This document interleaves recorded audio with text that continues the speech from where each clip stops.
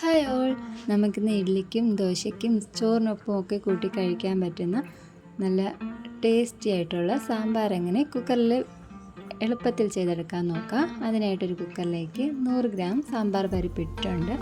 ഇനി നമുക്കിതൊന്ന് ജസ്റ്റ് ഒന്ന് വറുത്തെടുക്കാം. നമ്മളിങ്ങനെ വറുത്തിട്ട് സാമ്പാർ തയ്യാറാക്കുകയാണെങ്കിൽ നല്ല ടേസ്റ്റി ആയിട്ടിരിക്കും. അപ്പോൾ ഞാൻ ഇതൊന്ന് വറുത്തെടുത്തിട്ടുണ്ട്. ഇനി ജസ്റ്റ് ഒന്നിത് തണുക്കാനായിട്ട് വയ്ക്കാം. ഞാൻ ഈ സാമ്പാർ തയ്യാറാക്കാനായിട്ട് ഇത്രയും പച്ചക്കറികളാണ് എടുത്തിട്ടുള്ളത്. അപ്പോൾ നിങ്ങളുടെ കയ്യിൽ ഏതാണോ ഉള്ളത് അതെടുത്താൽ മതി.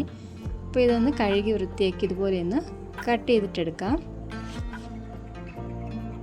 അപ്പോൾ നമ്മുടെ പരിപ്പ് നന്നായിട്ട് തണുത്തിട്ടുണ്ട്. ഇനി ഇതൊന്ന് നന്നായിട്ട് കഴുകിയിട്ടെടുക്കാം. ഞാനിപ്പോൾ ഇവിടെ പരിപ്പ് കഴുകി എടുത്തിട്ടുണ്ട്. ഇനി നമുക്കിതിലേക്ക് കുറച്ച് വെള്ളം ഒഴിച്ചു കൊടുക്കാം.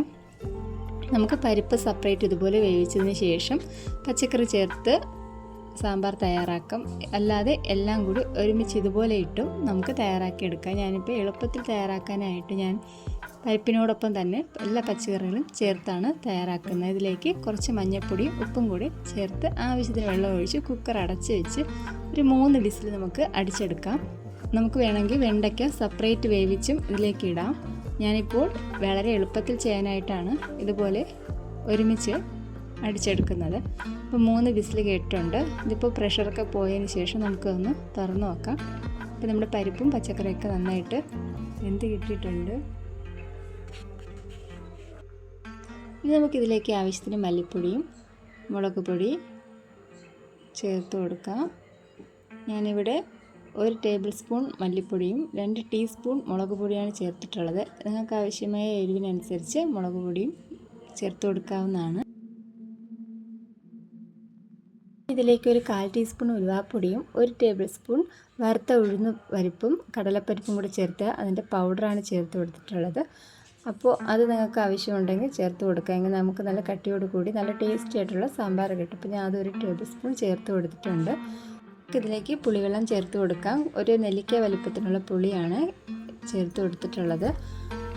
അപ്പോൾ ഇതും കൂടെ ഒന്ന് മിക്സ് ചെയ്തിട്ട് ഉപ്പ് ആവശ്യമുണ്ടെങ്കിൽ നമുക്ക് ഈ സമയം ചേർത്ത് കൊടുത്ത് നന്നായിട്ടൊന്ന് തിളപ്പിച്ചെടുക്കാം.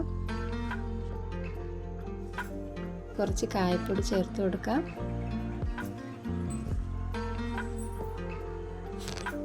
ഇതിലേക്ക് കുറച്ച് മല്ലിയിലയും കൂടെ ചേർത്ത് കൊടുക്കുന്നുണ്ട്.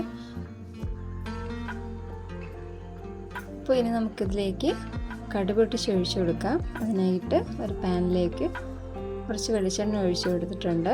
വെളിച്ചെണ്ണ ചൂടായി വരുമ്പോൾ നമുക്കിതിലേക്ക് കടുകും കുറച്ച് വറ്റൽമുളക് കുറച്ച് കറിവേപ്പിലയും കൂടി ചേർത്ത് നമുക്കിത് സാമ്പാറിലേക്ക് ഒഴിച്ചു കൊടുക്കാം.